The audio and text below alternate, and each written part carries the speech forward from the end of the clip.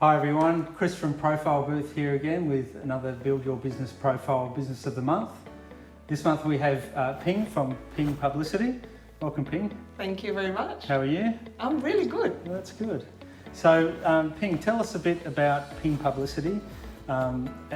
Firstly, if you could tell us a little bit about how you arrived where you're at, your background, professional background, what sort of things you've been doing up until this point of starting the business. Yeah, sure. I'd like to tell you it's quite an exciting career. I guess I've had in public relations for over 20 years, and I've worked in 3 different countries.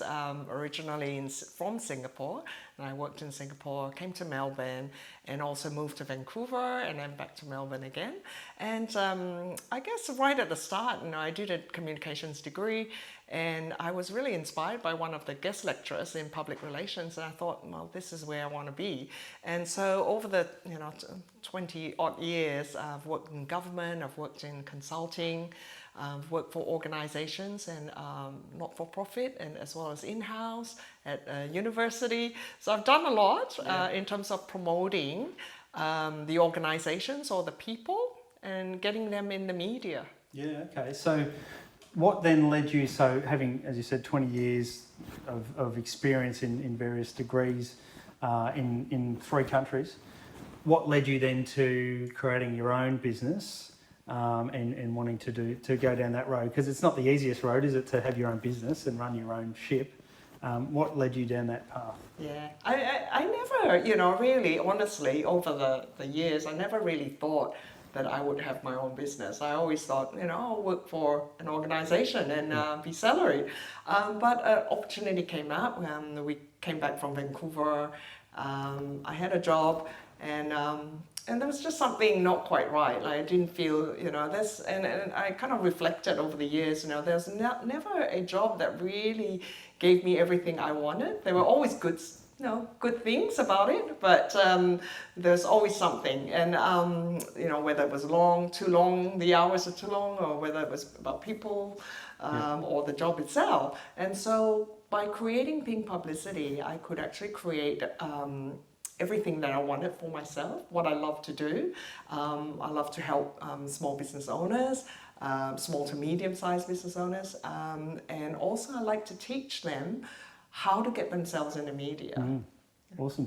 So tell us a bit, you have a course that you run as part of Ping Publicity. So tell us a little bit about that course. Yes, okay. I have a course, publicity course, and basically it's run over 5 weeks, 2 hours each week. And the whole idea is to actually educate the business owner and give them the skills so that they can actually go and get themselves in the media by themselves. They don't need to pay thousands of dollars for someone to help them if they can do it themselves. So really we go through, how does the media work, so that they really know how to use those opportunities, look for opportunities. You will actually, if you do your homework, and you have to do the homework, be able to get a whole list of media people that you're ready to contact. Learn how to write a press release, learn how to write a piece of content that you can actually get published. Yeah. So really it's a war chest. So at the end of 5 weeks, you have a war chest ready for you to run your own campaign. So it's very exciting. Yeah, it sounds very valuable, something that you could then go on to use quite a lot down the track and develop those relationships with people in the media and your own skills to help you to do that. So that's one arm of what you do. What's the core of what you do as Ping Publicity? For people out there who don't know what PR is, what do you do for businesses to help them get more exposure? What are some of the things you do? To make it very simple, my job is to get the business owner in the news, and that's being featured in the media. And in a good way.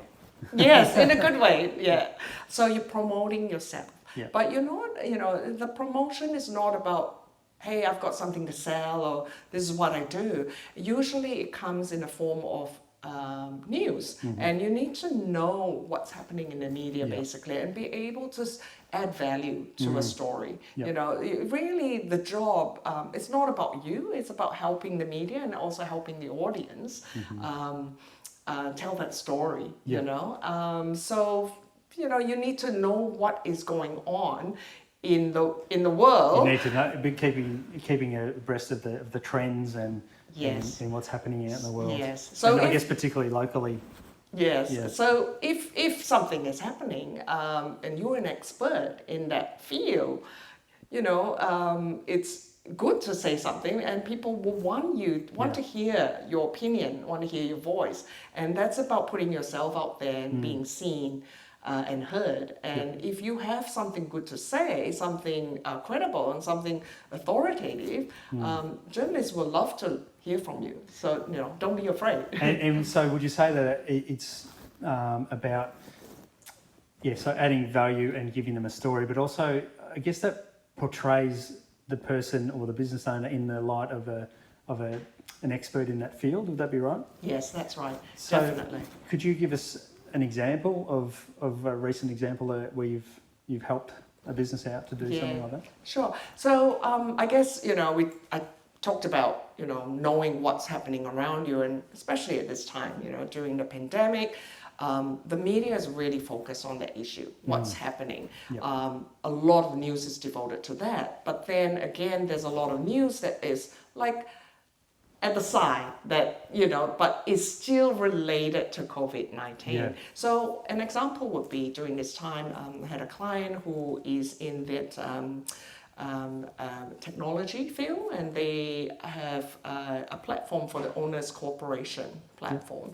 And during this time, because it's an online kind of do-it-yourself kind of platform, they wanted the numbers just increased.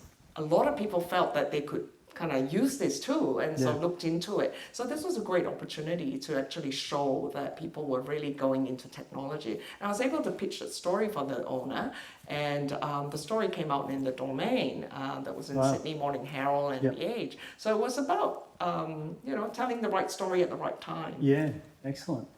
Well, that's a great example. And I know another example that you did recently, which is a bit closer to home. Can you tell us a bit about how you got your son onto the front page of, was it The Age? It was The Age, yes. And that was very exciting because it was, my son, it was a personal project. He had, during the isolation lockdown, he had made a video with his a cappella choir at school. But of course, they weren't able to meet. And so he directed, the video, they all sang their parts, he put them all together. And talking about timing's very important. And when he told me he had completed the project, I said, well, that'd be fantastic. Let's get you in the paper. And so I contacted a few, the education editor, and said, have a look at this. This is a great time. He's year 12. They've been able to, work together in isolation, and it's 2 days before school term starts. And so they said, great. And he got interviewed, he got photographed, and ended up on the front page of the newspaper, and got, awesome. I think, over 6,000 views on YouTube. Wow. And it's a great example of timing and being on trend, and I guess Year 12 has been quite an important part of this pandemic, hasn't it? Because they're not being able to meet and do their classes, and it's such an important year. So it's sort of would you say it's like the perfect storm of getting something in the news at that time? Yeah, definitely. And I talked about the timing. It was isolation, so that was COVID-19. And the third thing is he was, it was something new as well. It was, I mean, now, quite a lot of people have done that, but it was right at the start. And it was, and Year 12, like you said, Year 12 was, there were a lot of people complaining that they were suffering, so there was an issue and concern about Year 12 students, are they disadvantaged? So that was another, so it was all... And it's a good news story too. Yes. It's a happy story, so people want to relate to that and sort of lift their spirits as well, I suppose. Yeah. So it ticked all the boxes. Yeah, that's great. So it got into the media. Excellent. So so you've been in doing your own thing for about 4 or 5 years now. What are some of the key things that you've learnt that you would pass on to other people who are perhaps in a similar position, or wanting to move into their own business now or in the future? Obviously, now is an interesting time, let's say, to start a business, but can be done, and I'm sure there's going to be new and innovative businesses that come out of this time.